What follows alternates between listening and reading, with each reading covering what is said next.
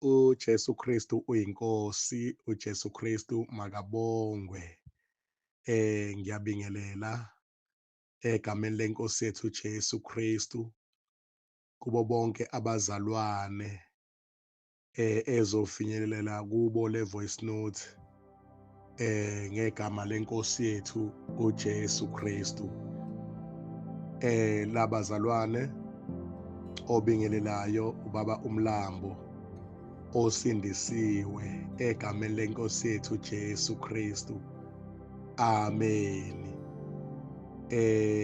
Bazalwane, ngizothanda ukuthi sibe nesifundo namhlanje mayelana nempilo ephilwa ngumzalwane uma esesindisiwe egameni elika Jesu Kristu. Ngoba siyazi ukuthi bazalwane, umuntu ukuze aphilele uNkulunkulu abe ngumntwana kaNkulunkulu kumele asindiswe egameni lika Jesu Kristu. Istep sokuqala leso kumntwana kaNkulunkulu ukuthi asindiswe egameni lika Jesu Kristu. Hallelujah. Okwenza ukuthi ngisho lokho ngikuthathela encwadini ngokuka Johane uchapter number 3 uverse number 3 ofundeka kanjena. Uthi uJesu waphendula wathi kuye, ngiqinisile ngithi kuwe, uma umuntu engazalwa ngokusha angewubone umbuso kaNkulunkulu. So lana umuntu ukuze alungele kuba umntwana kaNkulunkulu noma angene efeni labantwana bakaNkulunkulu kumele azalwe kabusha. Uma angazalwanga kabusha umuntu, lo muntu akakulungele ukungena embusweni kaNkulunkulu. Embusweni kaNkulunkulu kungena abantu abazelwe ngokusha. Umuntu uzalwa kanjani ngokusha? Mawubheka lapha ku verse number 12 ku chapter number 3 ku chapter number 1 olencwadi kaJohane ithi, kepha bonke abamamukelayo wabapha amandla ukuba babe ngabantwana bakaNkulunkulu, labo abakholwa egameni lakhe. Okusho ukuthi umuntu uyamamukela uJesu Kristu bese ephiwa amandla ukuba abe ngumntwana kaNkulunkulu ngoba esamukele bani? uJesu Kristu, inkosi yamakhosi. Hallelujah.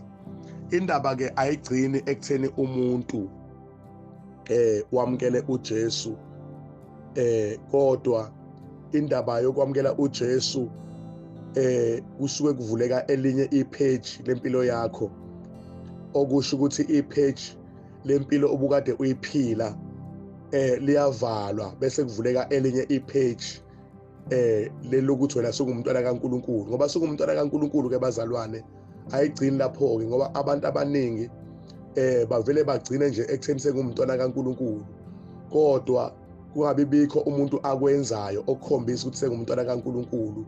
Kungabi bikho izinto umuntu azishiyayo okukhombisa ukuthi sengumntwana kaNkulunkulu. Umuntu aqhubeke nempilo ebekade ayiphila, kanti ayihambi kanjalo bazalwane. Uma ngabe ususindisiwe egameni lika Jesu Kristu, kufinyelela lesigaba lesi mawubheka incwadi kwabaseRoma chapter number 12 from verse number 1 to verse number 2, uthi umpostoli Phawuli, ngakho ngiyanincenga bazalwane ngobubele bukaNkulunkulu ukuba ninikele imizimba yenu ibe ngumnikelo ophilileyo, ongcwele, othandeka kuNkulunkulu, kube ngukukhonza kwenu kokuqonda.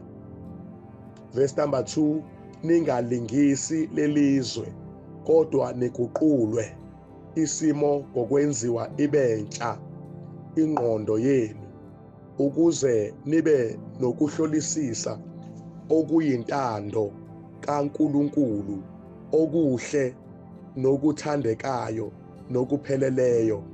Uyabona indaba ayigcine ekutheni wena wamamukela uJesu, kodwa indaba yevangeli ke manje iyaqhubeka. Suhamba manje unikela umzimba wakho, haleluya, uyanikela umzimba wakho kuNkulunkulu ukuba ube ngumnikelo ophilileyo, haleluya. Uyawunikela umzimba wakho, uqobo lwakho, umzimba wakho kumele uyonikelwa kuNkulunkulu, uyoba umnikelo oyoshiswa, ukuyoshiswa izinto zalelizwe, izinto obukade uzithanda zalelizwe. Umuntu ke osenikele umzimba wakhe kuNkulunkulu kube ube umnikelo ophilileyo, ongcwele, othandekayo kuNkulunkulu. Uyambona angashongo yena ukuthi usenikele umzimba wakhe, sesindisiwe egameni likaJesu. Uyambona ukuthi lo muntu usenikele ngempela ngomzimba wakhe. Uma usunikele ngomzimba wakho kuNkulunkulu, kunezinto obukade uzithanda emzimbeni wakho, uthola ukuthi ubukade umuntu othanda ukuzihlobisa emzimbeni wakho, umuntu obekade athanda ukuxhuma izinwele zezinye izizwe, lezi zinwele exhunywayo emakhanda, lakho umawivo ubani bani exhunywa ekhanda. Ngenxa usunikele umzimba wakho kuba ube ngumnikelo ophilileyo, lezo nwele zakho lezo suke uyifakile ongazona ezakho zemvelo uyazikhipha ekhanda lakho, uyazikhipha.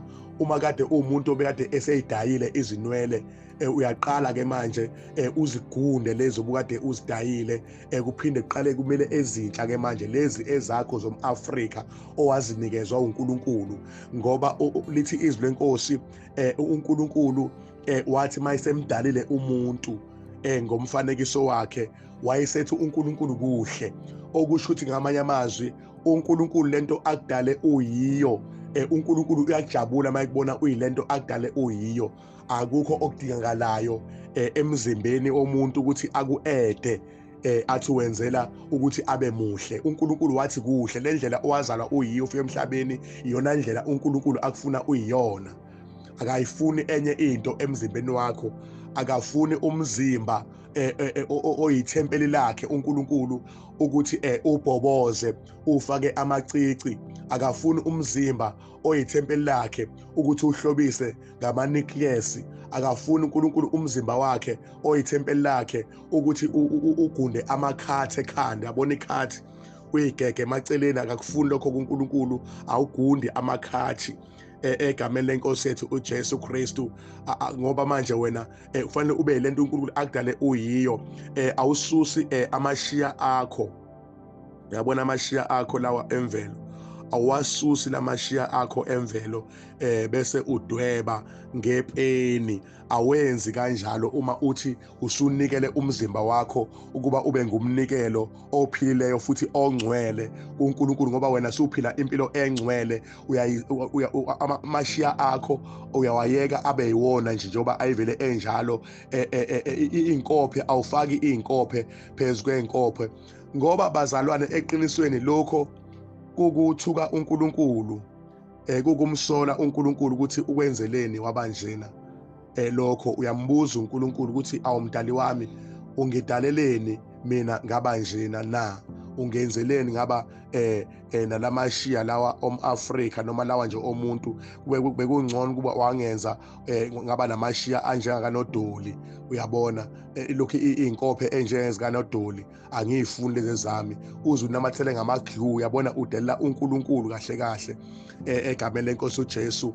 uNkulunkulu futhi akafuni ukuthi lo mlomo wakho lona omuhle kangaka awudale kuthi. Abanye banomlomo omnyama, abanye bangathi upink, kunendlela ngendlela abadale ngayo uNkulunkulu imilomo yabo mihle. uNkulunkulu wathi kuhle bazalwana, ayikho into embi kuwe. Wathi uNkulunkulu kuhle mayisekudalile, kodwa-ke wena ngenxa yokuthi kufika abangani bakho bakutshela ukuthi umubi mawuyilento uNkulunkulu akudale uyiyo, ugcine usulalela abangani bakho, usulanda iruji, usuyipende, umlomo wakho ube bomvu, umlomo wakho ube pinki, umlomo wakho ube phephu, umlomo wakho ube amakhalazi ahlukahlukile.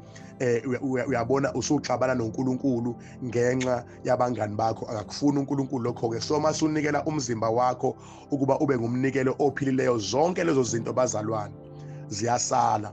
Uma kade umuntu obengayithandi inzipho zakhe lezi emvelo ezikhlaso iphiwe uNkulunkulu, uthola usufaka izinzipho ngeglue phezu kwenzipho oyinikwe uNkulunkulu. Uma sunikela umzimba wakho kuba ube ngumnikelo ophilileyo, uyayisusa zonke lezo zinto bazalwane.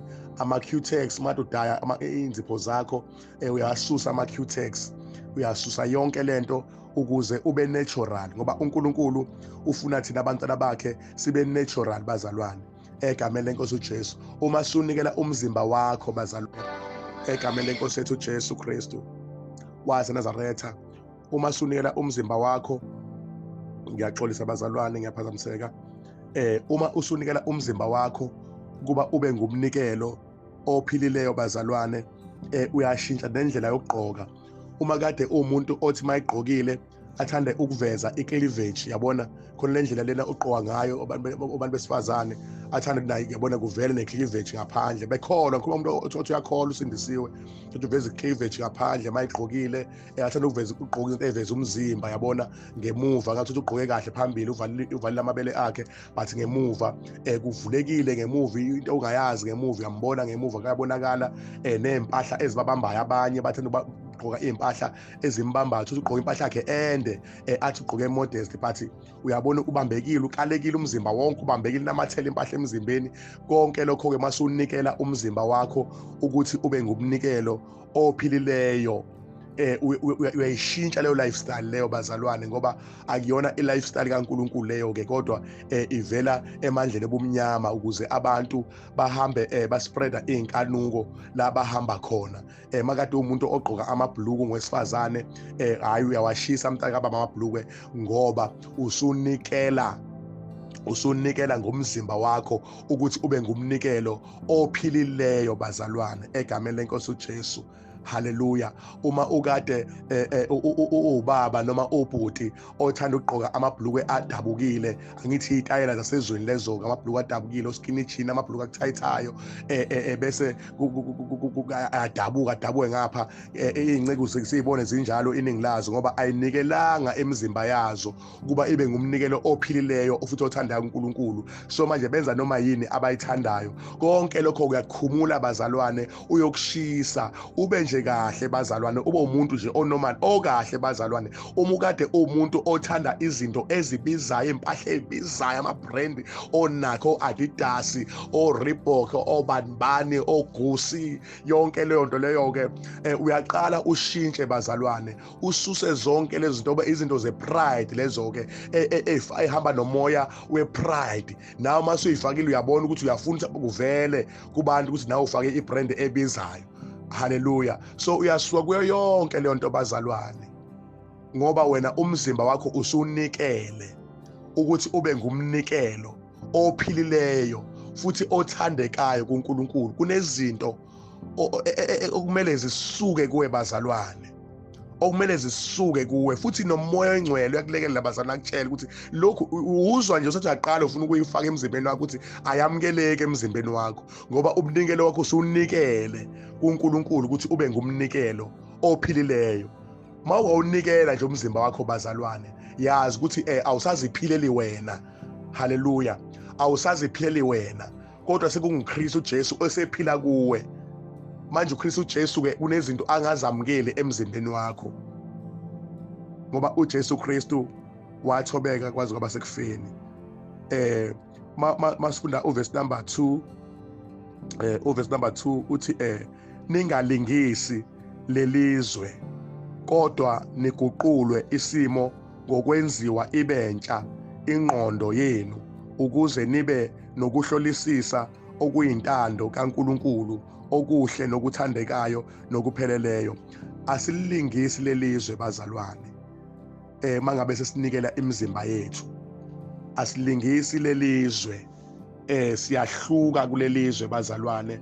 Izinto ebesizenza zalelizwe siyazishiya bazalwane, ngenxa yokuthi sesinikele imizimba yethu kuNkulunkulu kuba ibe ngumnikelo ophilileyo. Haleluya. Zonke lezi zinto engiyibalayo bazalwane ziyasala, uyazishiya bazalwane ngenxa kaKristu Jesu, inkosi yamakhosi. Haleluya. Amen bazalwane. Ngiyacela ukuthi sike sibukeni amabhayibheli ethu futhi siyobheka lapha incwadi yokuqala kaTimotheyu. Haleluya. Incwadi yokuqala kaTimotheyu chapter number 2 verse number 9. Uthi ngokunjalo nabesifazane mabagqoke izingubo ezifaneleyo, bazihlobise ngokuhlonipha nokuqonda, kungabi ngezinwele ezalukiweyo nangegolide nangamapharele nangezambatho ezinemali eningi. Amen bazalwane. Uyabona ukuthi lento esikhuluma ngayo ilotshiwe nalana eBhayibhelini egameni lenkosi uJesu. Masunikele umzimba wakho ukuthi ube ngumnikelo ophilileyo, nesimo sokugqoka kwakho bazalwane, isimo sokugqoka kwakho siyashintsha bazalwane. Okubalekile ukusihlobisa ngobungcwele, ukuthi ube ngcwele ngaphakathi bazalwane, ngoba le ndaba yobungcwele kufanele akhona ubungcwele nje ukuthi ugqoke kahle ngaphandle, nangaphakathi bazalwane buyadingakala ubungcwele egameni lenkosi ethu Jesu, ukuthi ugqoke kahle ngaphandle, uhloniphekile ngaphandle, but nasenhlizweni yakho ngaphakathi futhi ube umuntu oclean bazalwane, oclean, ongcwelisiwe, inhliziyo yakho emhlophe. Mawufunda laphana ngokaMathewu chapter number 5 verse number 8 uthi babusisiwe abanenhliziyo ehlanzekileyo, ngokuba bayakubona uNkulunkulu. Okusho ukuthi bazalwane, ubungcwele abukho lana ezingubeni bazalwane. Ubungcwele bulanga phakathi kumuntu enhlizweni.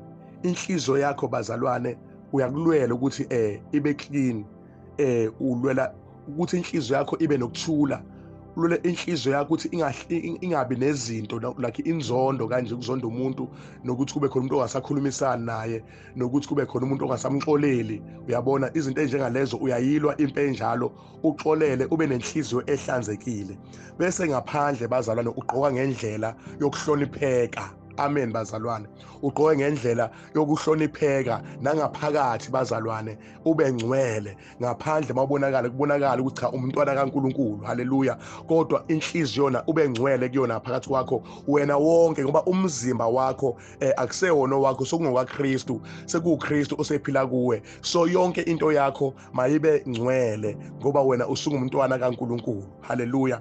Ngisho ukukhuluma kwakho bazalwane uyazibheka ukuthi ukhuluma kanjani, ngoba wena usungumntwana kaNkulunkulu. Ngoba bazalwane inhloso enkulu ukuthi siye ezulwini egameni lenkosi uJesu. Haleluya. Ukuthi siye ezulwini, asiphelele lapha emhlabeni. So manje ukuze siya ezulwini bazalwane kumele sizahlukanise nezinto zonke, singalingisi lelizwe bazalwane. Yebo kuumusa bazalwane ukuthi avuleke amehlo akho usindiswe waza noJesu, kodwa ukuthi ke usuthole umusa ukuthi amehlo akho avuleke waza noJesu, amkele uJesu, akusikhona kuyongenisa ezulwini ukuthi ugcine kanjalo. Uyaqhubeka insindisweni bazalwane. Insindiso iyasetshenzelwa, insindiso bazalwane uyasetshenzwa insindisweni. Umbuso wezulu uyasetshenzelwa, nangawo uqobo lwakho uyalwa bazalwane, uzahlukanise nezinto. uJesu wawenza umsebenzi, sivulela indlela yokuthi sibone uNkulunkulu, sibuyisane noNkulunkulu ngaye. Haleluya. So vele wona asenayo imisebenzi eminingi esiyenzayo kwethu ukuthi sizahlukanise nezinto, sivume nezono zethu. Ziyavunywa izono bazalwane, ziyavunywa izono ukuze inhliziyo yakho ibe clean. Uba umuntu ovuma ini izono. Ake sibhekeni incwadi kaJakobe chapter number 5 verse number 16 uthi ngakho vumani izono omunye komunye nikhulekelane ukuba niphulukiswe. Umkhuleko oqinileyo wolungileyo unamandla kakhulu. So okwesivume izono bazalwane, sifuna ukuthi siphulukiswe. Haleluya, siphulukiswe phakathi kwethu. Kunanezifo umuntu ethandela kuye bazalwane, efika nesono. Kufanele ukuthi uphile momntwana kaNkulunkulu, uphile, uvume izono, wenze nenhliziyo yakho ibe clean. Into enhliziyo yakho ibe clean, ihlanzeke inhliziyo yakho, ukuthi wena uvuma izono. Lapha kuMateyu isho kahle ukuthi abanenhliziyo ehlambulukileyo ibona abazombona uNkulunkulu. Mangabe inhliziyo yakho ihlanzekile, uzihlanza, uzihlambulula, uvuma izono zakho, uvuma wonke amanyala osuke wenzile phambi kaNkulunkulu, lokho kwenza inhliziyo yakho ihlanzeke. Uyabona, ungumntwana kaNkulunkulu ke bantwana baNkosi. Impilo yomntwana kaNkulunkulu leyo ke, lo okuthiwa uphiwe amandla, kumele aphile kanjalo bazalwane, angaphili isinomi kanjani. And uNkulunkulu akaroja bazalwane. uNkulunkulu uyasibona yonke indawo la sihamba khona, uyasibona uNkulunkulu. Ngakho nathi kumele siphile impilo emthokozisayo uNkulunkulu. Ukukhuluma kwethu kuveze uNkulunkulu, ukugqoka kwethu kuveze uNkulunkulu. Konke esikwenzayo sikwenzela udumo lukaNkulunkulu bazalwane, egameni leNkosi uJesu. Ungaphili isinomi kanjani, ngoba noma ungaba nenhliziyo ehlanzekile kodwa ngaphandle ugqokise okomuntu othengisa ngomzimba, ugqokise komuntu ogruvayo ohamba amaklabhu, ugqokise komuntu ongumthakathi, ugqokise komuntu ongamesaba uNkulunkulu, lokho akukho kuhle phambi kaNkulunkulu, ngoba akumvezi uNkulunkulu naphakathi kwabezizwe. Akwazi ukuthi kumveze uNkulunkulu. Bakubona uzifanela nabo, ungahlukile, babona nje umuntu nje oyigruvelayo, umuntu nje oyithengisela ngomzimba.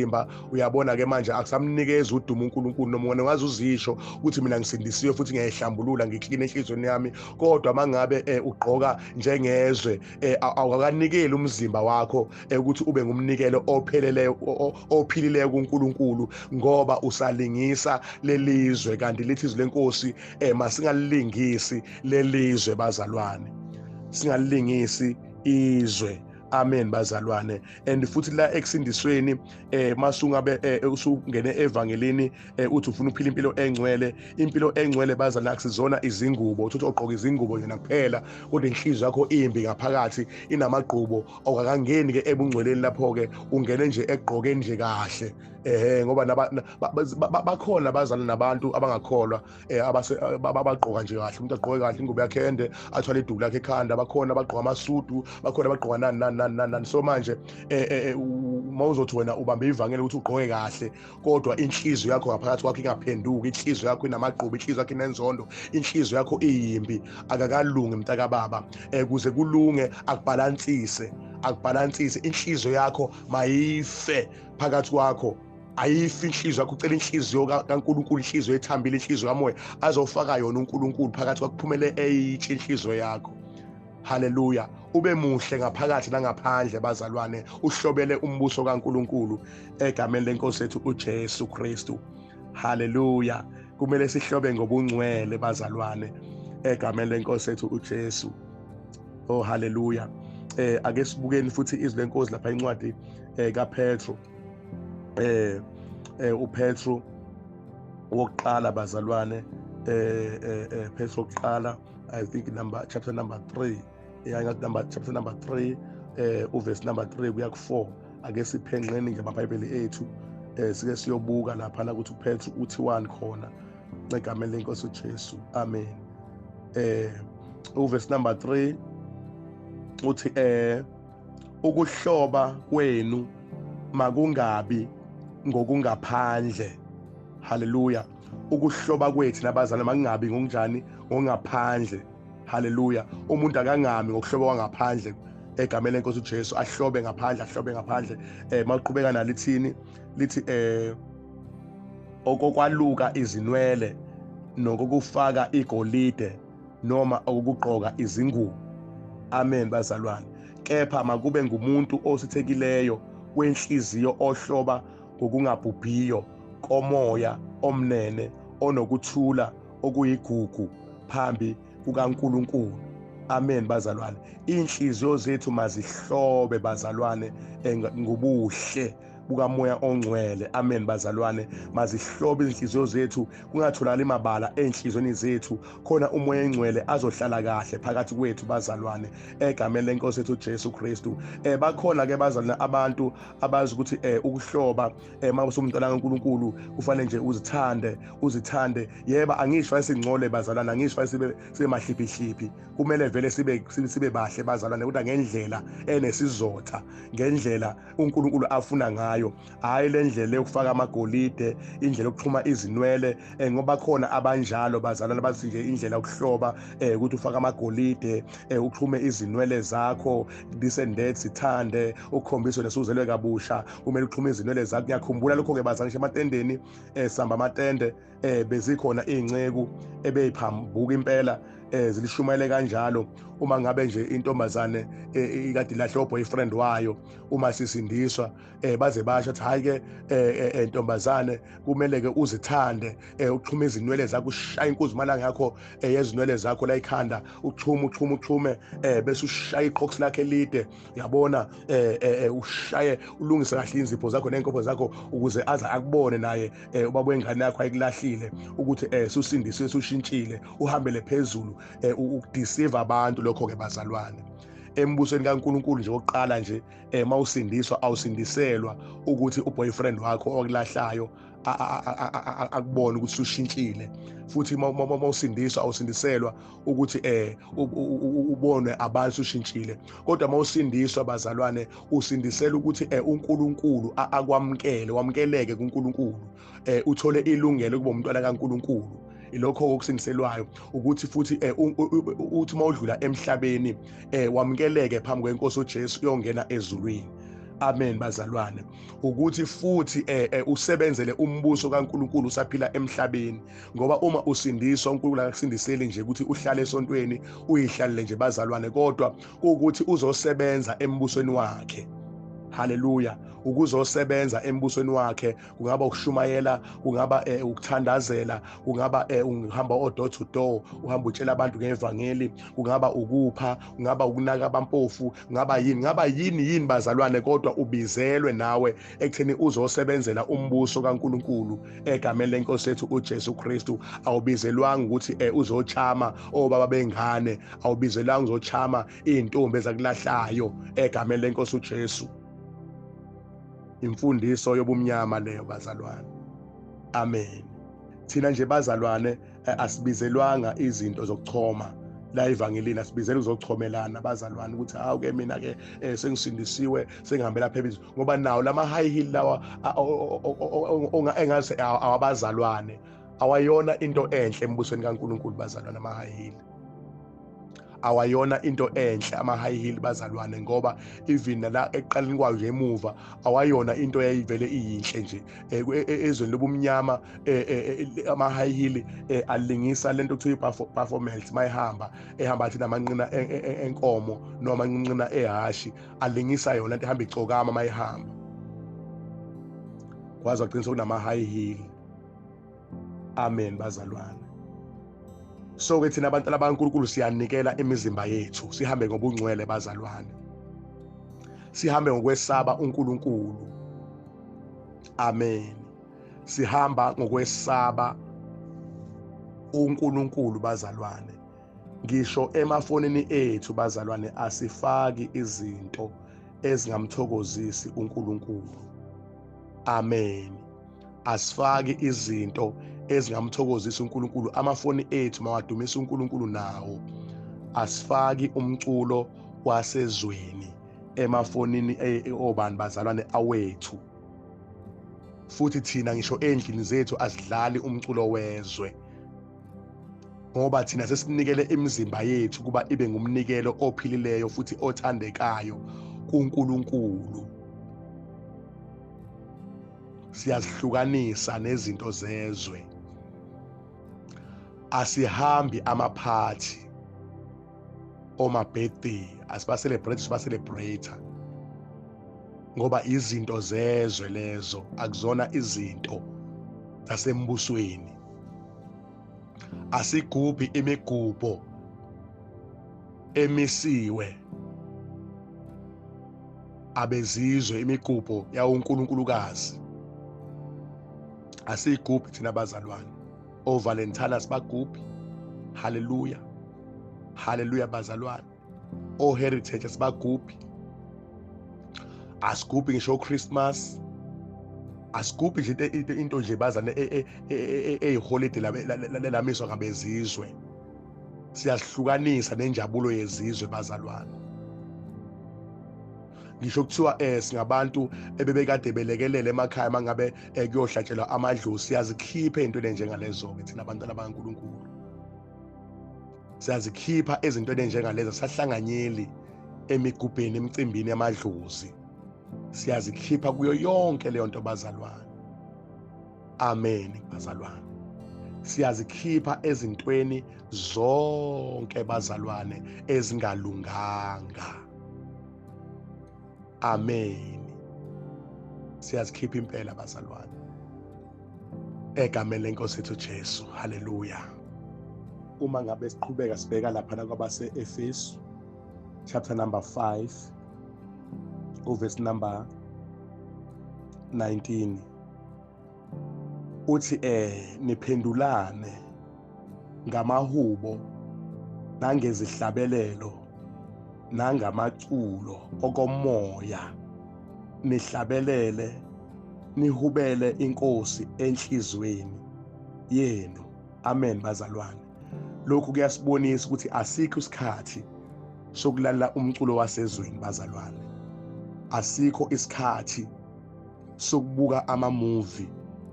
Haleluya. Asikho isikhathi sokubuka ama-soapies ozalo kuningi oskandal kuningi. Angisakagcina kudala ke lezo enjalo generation angazi kwaba khona ke manje khona nabazana ababuka lento kuthiwa amandiya, laba ababuka amandiya. Yonke leyo nto bazalwane, uma ngabe usunikele umzimba wakho ukuthi ube ngumnikelo ophilileyo futhi othandekayo kuNkulunkulu, uyaphuma kuyo yonke leyo nyakanyaka bazalwane.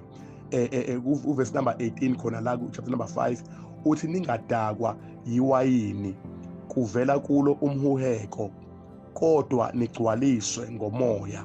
Umntwana kaNkulunkulu into efunakala ukuthi agcwaliswe ngomoya bazalwane.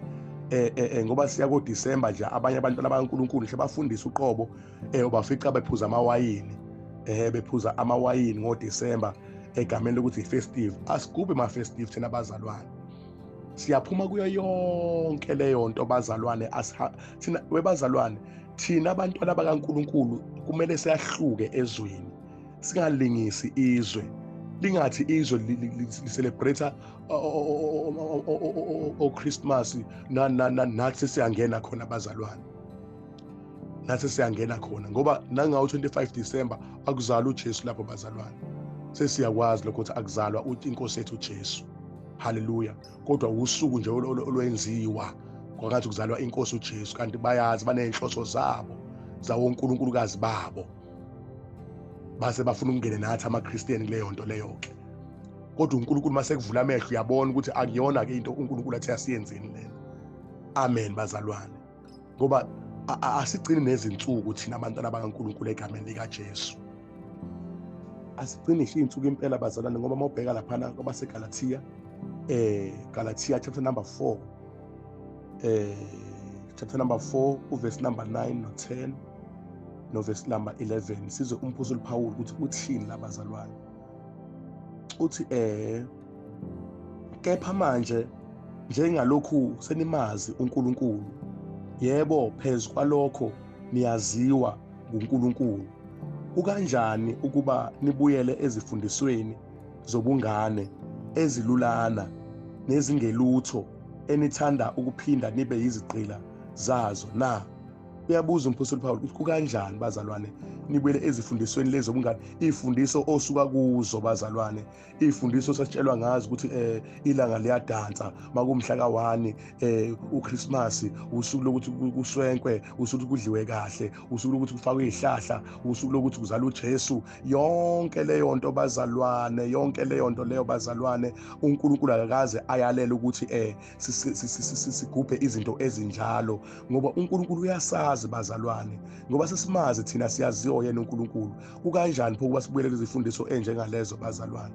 Kukanjani ekutheni sibuyele entweni enjalo sesizigqila zazo, lezigqila zisithumbile bazalwane, sesithumbe kakhulu lezi zinto lezi. Haleluya. Kukanjani sesazi uNkulunkulu ukuthi sibuyele lezi zinto enjengalezo? Uyabuza umpostoli Pawulo ngoba wayikhathazeka amayibuka abazalwane ukuthi engazi ukuthi manje abazalwane khona izinto abayikhohlwayo manje la, babuyela efundisweni zaqala zobungane egameni lenkosi uJesu. Haleluya. Engabenza intando kaNkulunkulu, engabanikela imizimba yabo ibe ngumnikelo kuNkulunkulu, banakele impilo, unakele umphefumulo wakho, unakele umphefumulo wakho, ukhalela umphefumulo, ukukhalela umphefumulo wakho phambi kaNkulunkulu. So uNkulunkulu, umphefumulo wami uNkulunkulu ngiyawucelela ukuthi ngempela ungalahlwa ngelanga lokugcina, ngoba asebona balomhlaba bazalwane egameni lenkosi uJesu.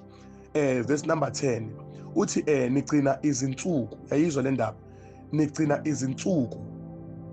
Into enziwa abazalwane le, nigcina ini? Izinsuku nezinyanga nezikhathi neminyaka. Nginovalo ngani ukuthi mhlawumbe nginihluphekele ngeze. Haleluya.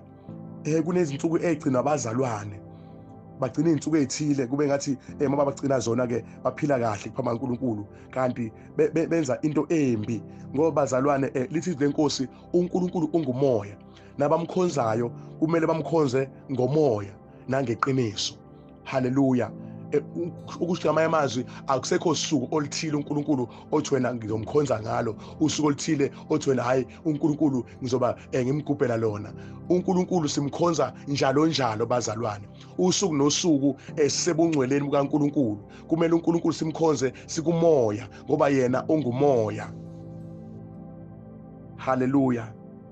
Siyahlukanisa nakho konke okwasezweni ongalungile phambi kaNkulunkulu, sihambe ngendlela uNkulunkulu afuna ngayo, ngoba uNkulunkulu wasinikeza inkosi uJesu efuna ukusihlangula, efuna ukuthi kube lula ukuhlukana nezinto bazalwane. Kuba lula ukuhlukana nezinto uma ngabe swamukele uJesu, ucela umoya engcwele kaNkulunkulu ukuthi acontrol impilo yakhe, abuse phakathi kwakho. Kuba lula bazalwane, ngoba manje umoya engcwele uvele akhombise zonke izinto angazithandi, izinto angahambisani nazo. Wena mawuzokwenza lokho akukhombisa khona umoya engcwele, uyasizakala kakhulu bazalwane egameni lenkosi uJesu. Siyazahlukanisa ke bazalwane nazo zonke izinto uNkulunkulu angazifuni, futhi masihluleka bazalwane, siyacela ukuthandaziswa, sizihlambulule ukuthi cha, ngiyahluleka lapha nalaphana, kodwa ngiyathanda ukumkhonza uNkulunkulu. Uthandaziswe uze unqobe. Haleluya. Uze unqobe isono ngamandla kaNkulunkulu, ngoba lithi lenkosi kepha bonke abamamukelayo wabapha amandla. Kunamandla onikezwe wona, lamandla onikezwe wona ukuthi ube umntwana kaNkulunkulu, lamandla onikezwe wona ukunqoba isono, ukunqoba yonke into uNkulunkulu angayifuni phakathi kwakho. Haleluya. Siphe ukunqoba bazalwane ngoKristu Jesu, inkosi yamakhosi. Haleluya. Siphe ukunqoba. Amen. Malibonge igama lenkosi uJesu Kristu. Haleluya. Masizithibe ke bazalwane ezintweni zonke ezingcolileyo, sibalekele amanyala, ngoba nemizimba yethu iyithempeli kaNkulunkulu bazalwane. Iyithempeli kaNkulunkulu imizimba yethu. Ngokuthi ngibheke lapha encwadi yokuqala kwabaseKorinte chapter number 6, ngiyathanda siyithinte lezi zinto lezi egameni lenkosi ethu Jesu. KwabaseKorinte chapter number 6 babokuqala uverse number 15 uthi anazi yini ukuthi imizimba yenu izitho zikaKristu na? Pho ngithathe izitho zikaKristu ngizenze izitho zesifebe na? Cha, nakaye. Haleluya. Kepha anazi yini ukuthi ohlangana nesifebe ungumzimba munye naso na? Ngokuba uthi yena labo ababili bayakuba nyamane. Verse number 17. Kepha ohlangene nenkosi ungumoya munye nayo. Haleluya. Verse number 18. Balekelani ubufebe zonke izono azenzayo umuntu zingaphandle komzimba, kepha owenza ubufebe wona owakhe umzimba. 19 Kepha anazi yini ukuthi umzimba wenu uyithempeli likaMoya oNgcwele okunina enimamukele kuNkulunkulu, nokuthi anisibo abenu na? Ngokuba nathengwa ngenani elikhulu, ngakho-ke mbongeni uNkulunkulu emzimbeni wenu. Amen bazalwane. Okusho ukuthi-ke basisindisiwe bazalwane egameni leNkosi uJesu Kristu. Akukhona ukuthi nje ugqoke kahle, kunezinto ozishiyayo bazalwane obukade uzenza ngalomzimba lo. Haleluya. Ngalomzimba lo ubalekela ngisho ubugebengu, ngisho ubuqili bazalwane bokuthi wenze isono ngasese bese uzoma phambi kwebandla kungathi akwenzeke lutho, uhlabelele ungazange uhlambuluke. Bonke lebo buqili uyabiyeka, ngoba uma sunikela umzimba wakho ukuthi ube ngumnikelo ophilileyo kuNkulunkulu, kuvele kube nalento yokumesaba uNkulunkulu bazalwane. Awumjwayeli nje uNkulunkulu, awumthathi noma kanjani, uyamesaba uNkulunkulu, uyaqaphela. Haleluya. Ngoba manje usunikele umzimba wakho kuye uNkulunkulu ukuthi ube umnikelo ophilileyo. Uthi-ke manje anazi yini ukuthi imizimba yenu iyizitho zikaKristu? Umzimba wakho la emzimbeni wakho, wonke umzimba wakho izitho zikaKristu zonke lezi bazalwane.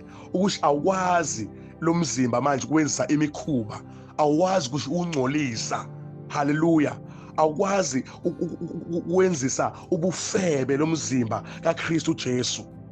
Awukwazi bazalwane. Awukwazi even ngisho ukwenza ini baza kulo mzimba. Lo mzimba usuyithempeli kaNkulunkulu, awukwazi kwenza nix kuona bazalwane. Kunalokho makukhona into uSathane ayishumayelayo kulo mzimba wakho, uyazihlambulula bazalwane, uyayidalula. Uyayidalula ngisho uSathane utshala inkanuko uyayidalula. Ungavumeli nje ovela uyekele yonke into ukuthi yakwenza noma yini, awungenza noma yini for ukuthi usizakale. Cha bazalwane, uyayidalula, uyaceba isono sasenhlizweni, usicebe isono ukuthi nansi inkanuko izohlasela, nawe uSathane angifaka umoya omubi, nakho ngiza umoya kanjena, nakho ngiza, ngoba manje ufuna umzimba lo oyizitho zikaKristu uhlale kahle bazalwane. Uhlale kahle, ungathathi izitho zikaKristu uzenze izitho zesifebe. Haleluya. Verse number 16, kepha anazi yini ukuthi ohlangana nesifebe ungumzimba munye naso na, ukuba uthi yena labo ababili bayokuba nyamana. Kuyingozi ke bazalwane, kuyingozi bazalwane ukujola. Haleluya.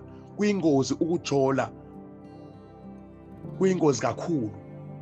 Ikhona-ke okuyingozi bazalwane okwenza umonakalo omkhulu ekholweni, okwenza ikholwa lisheshe lingene umoya ukuba umphika uKristu, ngoba kwakha udonga phakathi komuntu noNkulunkulu. Isono sobufebe nje sakha udonga olubi phakathi komuntu noNkulunkulu, senza ukuthi umuntu angakwazi ukuconnect. Khona intambo enqamukayo ye-connection phakathi kwakho noNkulunkulu. Uzwela yena umuntu ngaphandle masefele onembeza kumuntu-ke su-frustrate unembeza, uyakwazi ukuthi enze isono esinjengalesi abuye ayoma phambi kwabazalwane angathi akwenzeke lutho. Uyakwazi ukwenza kanjalo umuntu ofele onembeza, kodwa onenembeza osaphilayo noma kuthiwa kwehla isono esinjalo akakwazi, uzibona engcole kakhulu, emubi kakhulu, ngoba kusuke kunjalo ngampela bazalwane. Isona sono esibi kakhulu lesi bazalwane, esibi kakhulu, okumele sibalekelwe. Siyabalekelwa-ke bazalwane egameni leNkosi uJesu. Siyabalekelwa impela bazalwane egameni leNkosi uJesu, ngoba siyamhlukanisa umuntu noNkulunkulu, senza kube kubi. Haleluya. Senza kube kubi kakhulu. Kuyabalekelwa bazalwane. Verse number 18, balekelani ubufebe zonke izono azenzayo umuntu zingaphandle komzimba, kepha owenza ubufebe wona owakhe umzimba. Ingozi khona la bazalwane. Siyabaleka bazalwane. Amen bazalwane egameni leNkosi yethu Jesu Kristu. Haleluya.